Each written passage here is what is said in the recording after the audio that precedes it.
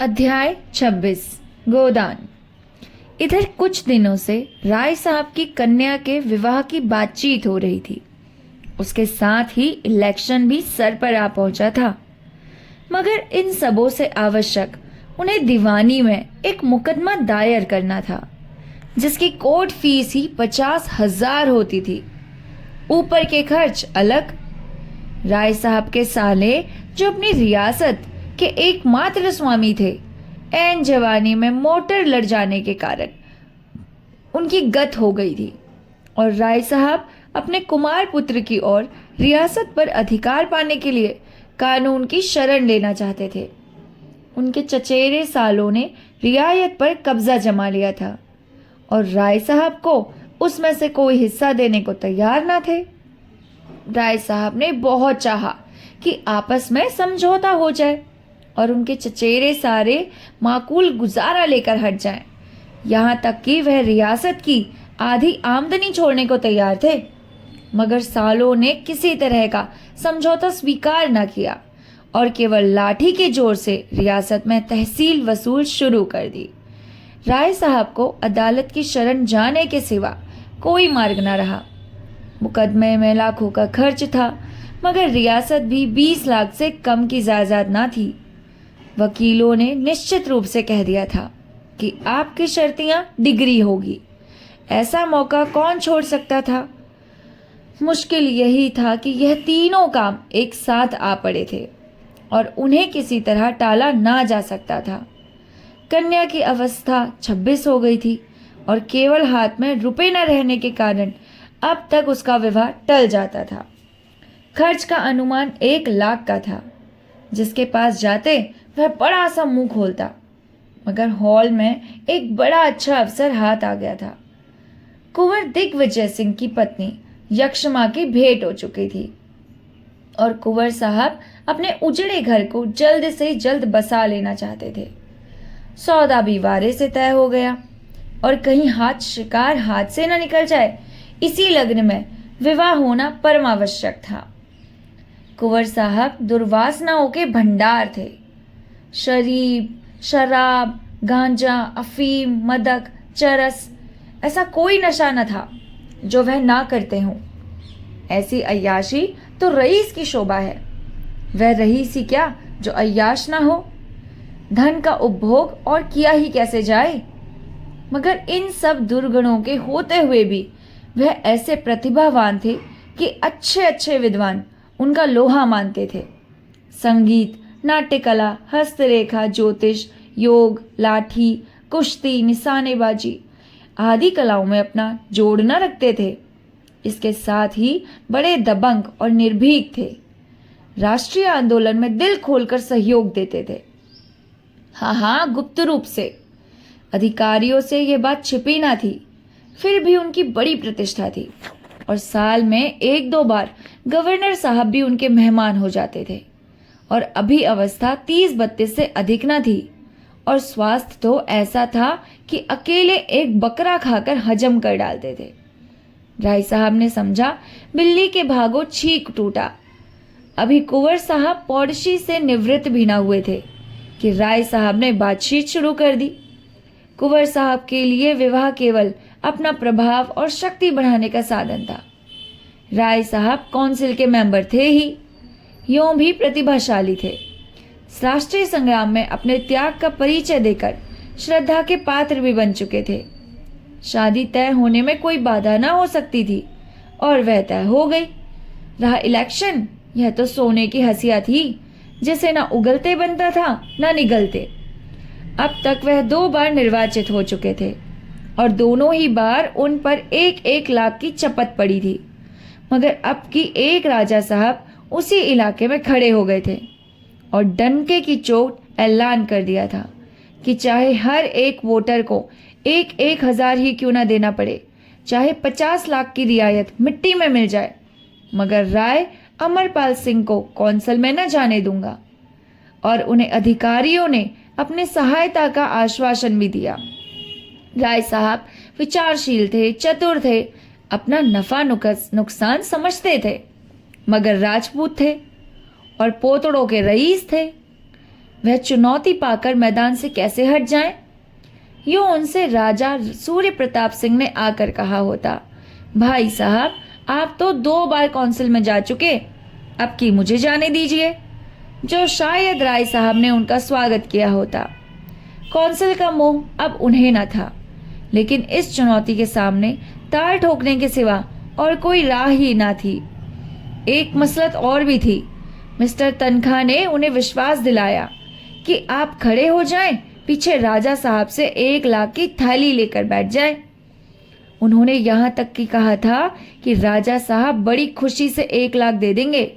मेरी उनसे बातचीत हो चुकी है, पर अब मालूम हुआ राजा साहब राय साहब को परास्त करने का गौरव नहीं छोड़ना चाहते, और उसका मुख्य कारण था राय साहब की लड़की की शादी कुंवर साहब से ठीक हो जाना। 2 प्रभावशाली घरानों का संयोग वे अपनी प्रतिष्ठा के लिए हानिकारक समझते थे। उधर राय साहब को ससुराली जायदाद मिलने की भी आशा थी। राय साहब के पहलू में यह भी कांटा बुरी तरह खटक रहा था। कहीं वह जायदाद उन्हें मिल गई और कानून राय साहब के पक्ष में ही था, तब तो राजा साहब का एक प्रतिद्वंदी खड़ा हो जाएगा। इसलिए उनका धर्म था कि राय साहब को कुचल डाले और उनकी प्रतिष्ठा धूल में मिला दे। बेचारे राय साहब बड़े संकट में पड़ गए। उन्हें यह संदेह होने लगा था कि केवल अपना मतलब निकालने के लिए मिस्टर तनखा ने उन्हें धोखा दिया। यह खबर मिली थी, अब राजा साहब के पैरोकार हो गए। यह राय साहब के घर पर नमक था। उन्होंने कई बार तनखा को बुलाया था, मगर वह या तो घर पर मिलते ही ना थे या आने का वादा करके भूल जाते थे। आखिर आज खुद उनसे मिलने का इरादा करके वे उनके पास जा पहुंचे। संयोग से मिस्टर तनखा घर पर मिल गए, मगर राय साहब को पूरे घंटे भर उनकी प्रतीक्षा करनी पड़ी। यही वही मिस्टर तनखा हैं जो राय साहब के द्वार पर एक बार रोज हाजिरी दिया करते थे। आज इतना मिजाज हो गया है, जले बैठे हैं। जो ही मिस्टर तनखा सजे सजाए मुंह में सिंगार दबाए कमरे में आया और हाथ बढ़ाया कि राय साहब ने बगोला छोड़ दिया। मैं घंटे भर से यहाँ बैठा हूँ और आप निकलते निकलते अब निकलते हैं। मैं इसे अपनी तौहीन समझता हूँ। मिस्टर तनखा ने एक सोफे पर बैठाकर निश्चित भाव से धुआं उड़ाते हुए कहा, इसका मुझे खेद है। मैं एक जरूरी काम में लगा था। आपको फोन करके मुझसे ठीक समय कर लेना चाहिए था। आग में घी पड़ गया, मगर राय साहब ने क्रोध को दबाया। वह लड़ने न आए थे, इस अपमान को पी जाने का ही अवसर था। बोले, हाँ, यह गलती हुई। आजकल आपको बहुत कम फुर्सत रहती है शायद। जी हाँ, बहुत कम, वरना मैं अवश्य आता। मैं उसी मामले के बारे में आपसे पूछने आया था। समझौता की तो कोई आशा मालूम नहीं होती। उधर तो जंग की तैयारियां बड़े जोरों से हो रही हैं। राजा साहब को तो आप जानते ही हैं, झक्कड़ आदमी हैं, पूरे सन की। कोई ना कोई धुन उन पर सवार रहती है। आजकल यही धुन है कि राय साहब को नीचा दिखाकर रहेंगे, और उन्हें जब यह धुन एक सवार हो जाए तो फिर किसी की नहीं सुनते, चाहे कितना ही नुकसान उठाना पड़े।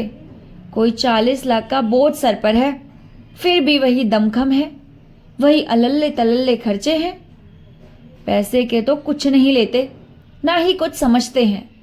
नौकरों का वेतन 6-6 महीने से बाकी पड़ा हुआ है, मगर हीरा महल बन रहा है। संगमरमर का तो फर्श है। पच्चीकारी ऐसी हो रही है कि आंखें नहीं ठहरती। अफसरों के पास रोज डालियां जाती रहती है। सुना है कोई अंग्रेज मैनेजर रखने वाले हैं। अच्छा, फिर आपने कैसे कह दिया था कि आप कोई समझौता करा देंगे? मुझसे जो हो सकता था वह मैंने किया। इसके सिवा मैं और क्या कह सकता हूं? अगर कोई व्यक्ति अपने 2-4 लाख रुपए फूकने ही पर तुला हुआ हो तो मेरा क्या बस। राय साहब अब क्रोध ना संभाल सके, खासकर जब उन 2-4 रुपए में से 10-20 हजार आपके हच्चे चढ़ने की आशा हो। मिस्टर तनखा क्यों दबते? बोले, राय साहब, अब साफ साफ ना कहलवाइए। यहाँ ना मैं सन्यासी हूँ ना आप। हम सभी कुछ ना कुछ कमाने ही निकले हैं। आंख के अंधों और गांठ के पूरों की तलाश आपको भी उतनी ही है जितनी मुझको। आपसे मैंने खड़े होने का प्रस्ताव किया, आप 1 लाख के लोभ से खड़े हो गए। अगर गोटी लाल हो जाती तो आज आप 1 लाख के स्वामी होते और बिना एक पाई कर्ज लिए कुंवर साहब से संबंध भी हो जाता और मुकदमा भी। मगर आपके दुर्भाग्य से वह चाल पलट पड़ी। जब आप ही ठाट पर रहेंगे तो मुझे क्या मिलता। आखिर मैंने झक मारकर उनकी पूंछ पकड़ी। किसी न किसी तरह यह वैतरणी तो पार करनी ही है। राय साहब को ऐसा आवेश आ रहा था कि इस दुष्ट को गोली मार दे। इसी बदमाश ने सब्ज बाग दिखाकर उन्हें खड़ा किया और अब अपनी सफाई दे रहा है। पीठ में धूल भी नहीं लगने देता। लेकिन परिस्थिति जबान बंद किए हुई थी। तो अब आपके कुछ नहीं हो सकता, ऐसा ही समझिए। मैं 50,000 पर भी समझौता करने के लिए तैयार हूं। राजा साहब किसी तरह ना मानेंगे। 25,000 पर तो मान जाएंगे। कोई आशा नहीं, वह साफ कह चुके हैं। वह कह चुके हैं या आप कह रहे हैं? आप मुझे झूठा समझते हैं, राय साहब ने विनम्र स्वर में कहा। मैं आपको झूठा नहीं समझता, लेकिन इतना जरूर समझता हूं कि आप चाहते तो मामला हो जाता। तो आपका ख्याल है मैंने समझौता नहीं होने दिया? नहीं, मेरा ये मतलब नहीं है। मैं इतना ही कहना चाहता हूं कि आप चाहते तो काम हो जाता और मैं इस झमेले में ना पड़ता। मिस्टर तनखा ने घड़ी की तरफ देखकर कहा। तो राय साहब, अगर आप साफ कहलाना चाहते हैं तो सुनिए। अगर आपने 10,000 का चेक मेरे हाथ में रख दिया होता तो आज निश्चय 1 लाख के स्वामी होते। अब शायद चाहते होंगे जब आपको राजा साहब से ऊपर रुपए मिल जाते तो आप मुझे 1,000-2,000 दे देते, तो मैं ऐसी कच्ची गोली नहीं खेलता। आप राजा साहब से रुपए लेकर तिजोरी में रखते और मुझे अंगूठा दिखा देते। फिर मैं क्या आपका बना लेता? बतलाइए, कहीं नालिश फरियाद भी तो नहीं कर सकता था। राय साहब ने आहत नेत्रों से देखा। आप मुझे इतना बेईमान समझते हैं? तनखा ने कुर्सी से उठते हुए कहा। इसे बेईमानी कौन समझता है? आजकल यही चतुराई है, कैसे दूसरों को उल्लू बनाया जा सके, यही सफल नीति है और आप इसके आचार्य हैं। राय साहब ने मुट्ठी बांधकर कहा। मैं? जी हाँ, आप। पहले चुनाव में मैंने जी जान से आपकी पैरवी की। आपने बड़ी मुश्किल से रोध होकर 500 रुपए दिए। दूसरे चुनाव में आपने एक सड़ी सी फूटी फूटी कार देकर अपना गला छुड़ाया। दूध का जला छाछ भी फूक फीक कर पीता है। वह कमरे से निकल गए और कार लाने का हुक्म दिया। राय साहब का खून खौल रहा था। इसी अशिष्टता की उन्हें कोई भी हद परवाह नहीं थी। 1-2 घंटे भर इंतजार कराया और अब इतनी बेमुरफ्ती से पेश आकर उन्हें जबरदस्ती घर से निकाल रहा है। अगर इतने विश्वास होता तो वह मिस्टर तनखा को पटकनी दे सकता है तो कभी ना चूकते। मगर तनखा डील डॉल में उनके सवारी थे। जब मिस्टर तनखा ने हॉर्न बजाया तो वह भी आकर अपनी कार पर बैठे और सीधे मिस्टर खन्ना के पास पहुंचे। 9 बज रहे थे, मगर खन्ना साहब अभी तक मीठी नींद का आनंद ले रहे थे। वह 2 बजे रात के पहले कभी ना सोते और 9 बजे तक सोना स्वाभाविक ही था। यहाँ भी राय साहब का आधा घंटा बैठना पड़ा। इसलिए जब कोई 9:30 बजे मिस्टर खन्ना मुस्कुराते हुए निकले तो राय साहब ने डांट बताई। अच्छा, अब सरकार की नींद खुली है। 9:30 बजे रुपए जमा कर लिए हैं ना, जब ही यह बेफिक्री है।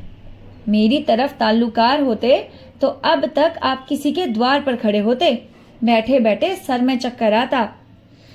मिस्टर खन्ना ने सिगरेट केस उनकी तरफ बढ़ाते हुए प्रसन्न मुख से कहा। रात सोने में बड़ी देर हो गई, इस वक्त किधर से आ रहे हैं? राय साहब ने थोड़े से अपने शब्दों में सारी कठिनाइयां बयान कर दी। दिल में खन्ना को गालियां देते थे, जो उनका सहपाठी होकर भी सदैव उन्हें ठगने का फिक्र करता था, मगर मुंह पर उसकी खुशामद करते। खन्ना ने ऐसा भाव बनाया मानो वह बड़ी चिंता हो गई हो। बोले, मेरी तो सलाह है आप इलेक्शन को गोली मारे और अपने सालों पर मुकदमा दायर कर दे। रही शादी तो वह 3 दिन का तमाशा है, उसको पीछे जेरबार होना मुसीबत नहीं। कुंवर साहब मेरे दोस्त हैं, लेन देन का कोई सवाल ना उठने पाएगा। राय साहब ने व्यंग्य करके कहा, आप भूल जाते हैं मिस्टर खन्ना कि मैं बैंकर नहीं ताल्लुकदार हूं। कुंवर साहब दहेज नहीं मांगते, उन्हें ईश्वर ने सब कुछ दिया है।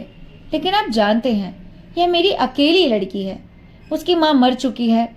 आज वो जिंदा होती तो शायद सारा घर लुटाकर भी उसे संतोष न होता। तब शायद मैं उसे हाथ रोककर खर्च करने का आदेश देता। लेकिन अब तो मैं ही उसकी माँ हूँ, बाप हूँ। अगर मुझे अपने हृदय का रक्त निकाल कर भी देना पड़े तो मैं खुशी से दे दूंगा। इस विधुर जीवन में मैंने संतान प्रेम में ही अपनी आत्मा की प्यास बुझाई है, दोनों बच्चों के प्यार में ही अपने पत्नी व्रत का पालन किया। मेरे लिए यह असंभव है कि इस शुभ अवसर पर अपने दिल के अरमान न निकालूं। मैं अपने मन को तो समझा सकता हूं, पर जिसे मैं पत्नी का आदेश समझता हूं उसे नहीं समझाया जा सकता।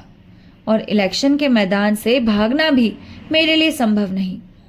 मैं जानता हूं मैं हारूंगा।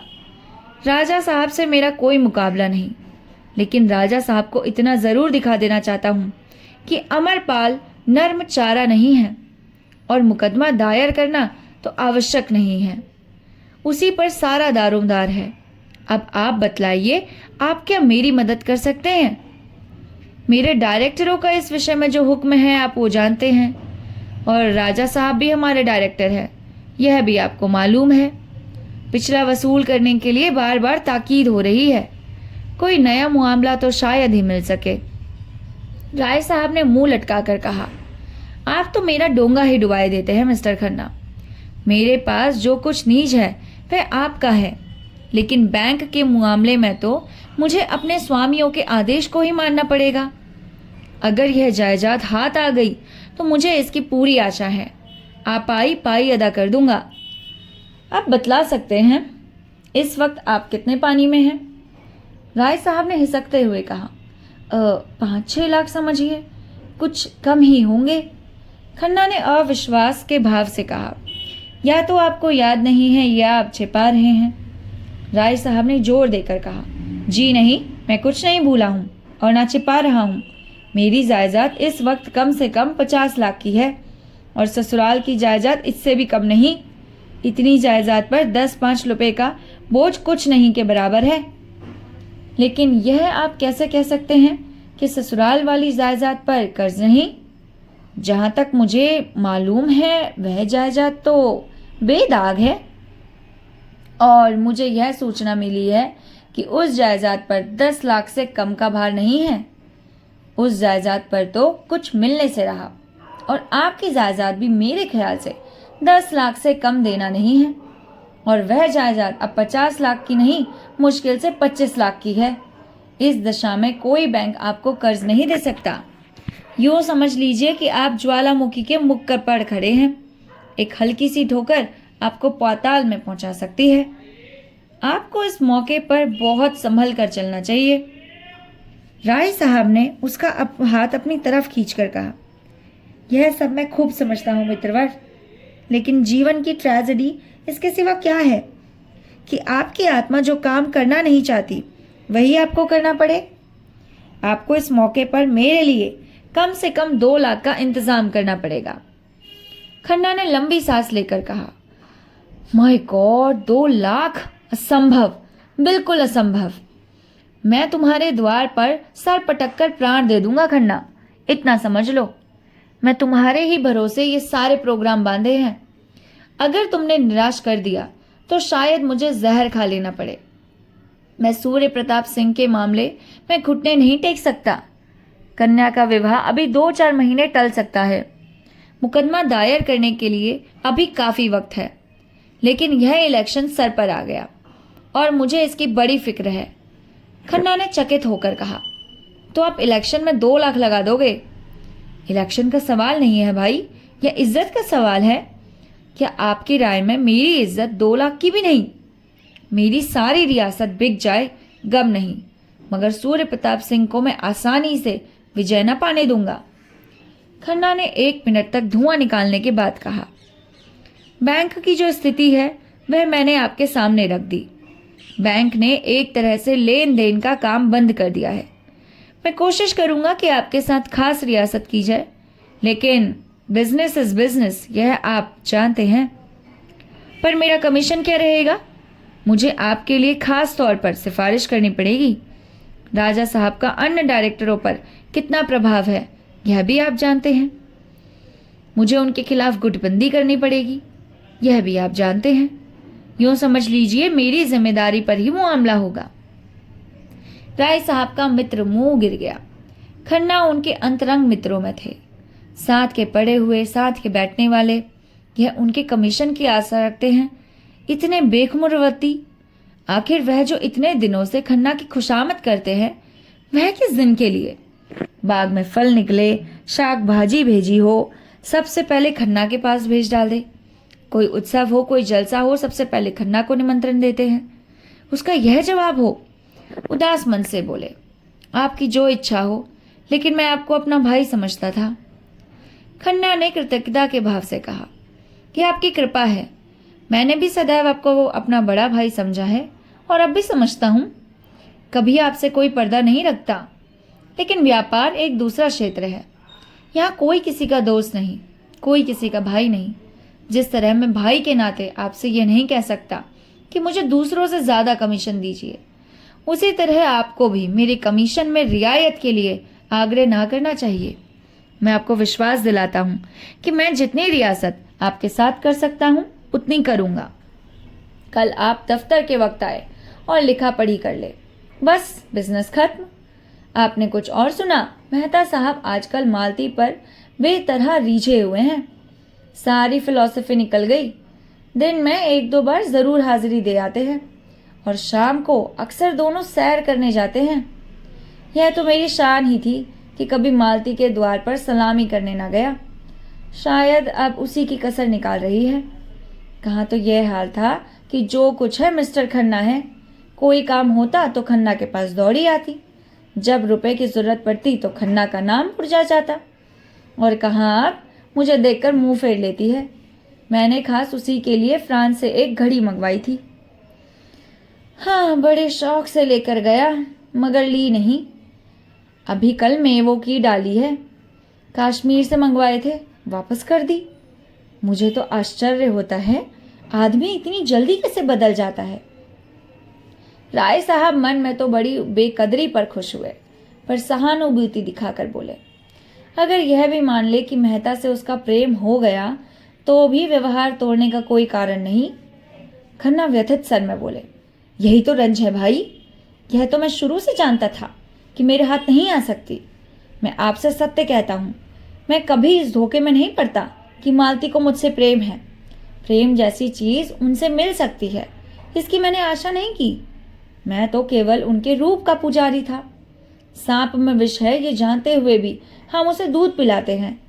तोते से ज्यादा निठुर जीव और कौन होगा, लेकिन केवल उसके रूप और वाणी पर मुग्ध होकर लोग उसे पालते हैं, सोने के पिंजरे में रखते हैं। मेरे लिए भी मालती उसी तोते के समान थी। अफसोस यही है कि मैं पहले क्यों ना चेत गया। इसके पीछे मैंने हजारों रुपए बर्बाद कर दिए भाई साहब। जब उसका रुक्का हुआ मैंने तुरंत रुपए भेजे। मेरी कार आज भी उसकी सवारी में है। उसके पीछे मैंने अपना घर चौपट कर दिया भाई साहब।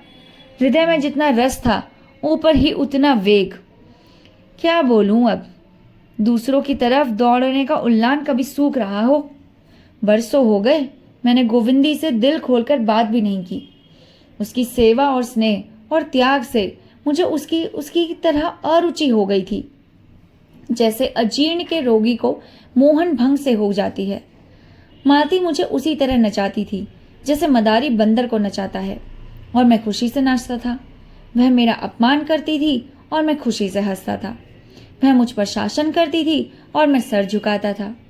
उसने मुझे कभी मुंह नहीं लगाया, यह मैं स्वीकार करता हूँ। उसने मुझे कभी प्रोत्साहन नहीं दिया, यह भी सत्य है। फिर भी मैं पतंग की भांति उसके मुख द्वीप पर प्राण देता था, और अब वह मुझसे शिष्टाचार का व्यवहार भी नहीं कर सकती। लेकिन भाई साहब, मैं कह देता हूँ, खन्ना चुप बैठने वाला आदमी नहीं है। उसके पुर्जे मेरे पास सुरक्षित हैं। मैं उसके पाई पाई वसूल कर लूंगा। डॉक्टर मेहता को तो मैं लखनऊ से निकलवा कर दम लूंगा, उनका रहना यहाँ असंभव कर दूंगा। उसी वक्त हॉर्न की आवाज आई। एक क्षण में मिस्टर मेहता आकर खड़े हो गए। गोरा चिट्टा रंग, स्वास्थ्य की लालिमा गालों पर चमकती हुई, नीची अचकन, चूड़ीदार पैजामा, सुनहली ऐनक, सौम्यता के देवता से लगते थे। खन्ना ने उठकर हाथ मिलाया। आइए मिस्टर मेहता, आप ही का जिक्र हो रहा था। मेहता ने दोनों सज्जनों से हाथ मिलाकर कहा, अच्छा, बड़ी साइट में घर से चला गया था। आप दोनों से साहबों से एक ही जगह भेंट हो गई। आपने शायद पत्रों में देखा होगा, यहाँ महिलाओं के लिए एक व्यायामशाला का आयोजन हो रहा है। मिस मालती उस कमेटी की सभा नेत्री है। अनुमान किया गया है कि शाला में 2 लाख रुपए लगेंगे। नगर में उनकी कितनी ज़रूरत है, यह आप लोग मुझसे ज़्यादा जानते हैं। मैं चाहता हूँ आप दोनों साहबों का नाम सबसे ऊपर हो। मिस मालती खुद आने वाली थी, पर आज उनके फादर की तबीयत अच्छी नहीं है, इसलिए नहीं आ सकी। उन्होंने चंदे की सूची राय साहब के हाथ में रख दी। पहला नाम राजा सूर्य प्रताप सिंह का था, जिसके सामने 5,000 रुपये की रकम थी। उसके बाद कुंवर दिग्विजय सिंह के 3,000 रुपये। इसके बाद कई रकमें इतनी या इससे कुछ कम थी। मालती ने 500 रुपये दिए थे और डॉक्टर मेहता ने 1,000 रुपये। राय साहब ने अपने अति प्रभ होकर कहा, कोई 40,000 तो आप लोगों ने फटकार लिए। मेहता ने गर्व से कहा, यह सब आप लोगों का दया है। यह केवल 3 घंटों का परिश्रम है। राजा सूर्य प्रताप सिंह ने शायद ही किसी सार्वजनिक कार्य में भाग लिया हो, पर आज तो उन्होंने बेकहे सुने चेक दिया था। देश में जागृति है, जनता कितने भी शुभ काम में सहयोग देने को तैयार है, केवल उन्हें विश्वास होना चाहिए। उनका दान का सहृदय हो जाएगा। आपसे मुझे बड़ी आशा है मिस्टर खन्ना। खन्ना ने उपेक्षा भाव से कहा, मैं ऐसे फजूल के कामों में नहीं पड़ता। ना जाने आप लोग पश्चिम की गुलामी में कहां तक जाएंगे। यूं ही महिलाओं को घर से अरुचि हो रही है, व्यायाम की धुन सवार हो गई तो वह कहीं की ना रहेगी। जो औरत घर का काम करती है उसके लिए किसी व्यायाम की जरूरत नहीं, और जो घर का काम नहीं करती और केवल भोग विलास में रत है, उसके व्यायाम के लिए चंदा देना मैं अधर्म समझता हूं। मेहता जरा भी निरुत्साहित ना हुए। ऐसी दशा में मैं आपसे कुछ मांगूंगा भी नहीं। जिस आयोजन में हमें विश्वास ना हो उसमें किसी तरह की मदद देना वास्तव में अधर्म है। आप तो मिस्टर खन्ना से सहमत नहीं है राय साहब? राय साहब गहरी चिंता में डूबे हुए थे। सूर्य प्रताप के 5,000 उन्हें हर्योत्साहित कर डालते थे। चौंक कर बोले, आपने मुझसे कुछ कहा? मैंने कहा, आप तो इस आयोजन में सहयोग देना अधर्म नहीं समझते। जिस काम में आप शरीक हैं वह धर्म है या अधर्म, इसकी मैं परवाह नहीं करता। मैं चाहता हूं आप खुद विचार करें, और अगर आप इस आयोजन को समाज के लिए उपयोगी समझे तो मैं इसमें सहयोग दूंगा। मिस्टर खन्ना की नीति मुझे पसंद आई। खन्ना बोले, तो मैं साफ कहता हूं, इसलिए बदनाम हूं।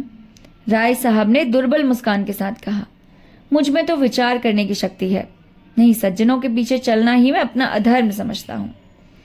तो लिखिए कोई अच्छी रकम, जो कहिए वह लिख दूं, जो आपकी इच्छा। अरे आप जो कहिए वह लिख दूं। तो 2,000 से कम क्या लिखेंगे? राय साहब ने आहत स्वर में कहा, आपकी निगाह में मेरी हैसियत यही है? उन्होंने कलम उठाया और अपना नाम लिखकर उसके सामने 5,000 लिख दिए।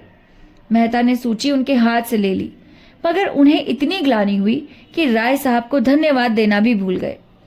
राय साहब को चंदे की सूची दिखाकर उन्होंने बड़ा अनर्थ किया। यह शूल उन्हें व्यथित करने लगा।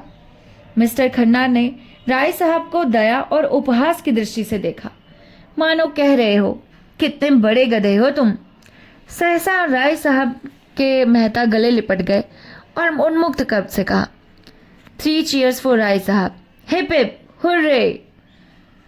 खन्ना ने खिसिया कर कहा, यह लोग राजे महाराजे ठहरे, इन सब कानों में दान ना दे तो कौन दे? मेहता बोले, मैं तो आपको राजाओं का राजा समझता हूं। आप उन पर शासन करते हैं, उनकी कोठी आपके हाथ में है। राय साहब प्रसन्न हो गए। अपने बड़े मार्ग की बात कही मेहता जी, हम नाम के राजा हैं, असली राजा तो हमारे बैंकर हैं। मेहता ने खन्ना की खुशामद की पहली अख्तियार की। मुझे आपसे कोई शिकायत नहीं है खन्ना जी, आप अभी इस काम के शरीक नहीं होना चाहते, ना सही, लेकिन कभी ना कभी जरूर आएंगे। लक्ष्मीपतियों की बदौलत ही हमारी बड़ी बड़ी संस्थाएं चलती हैं।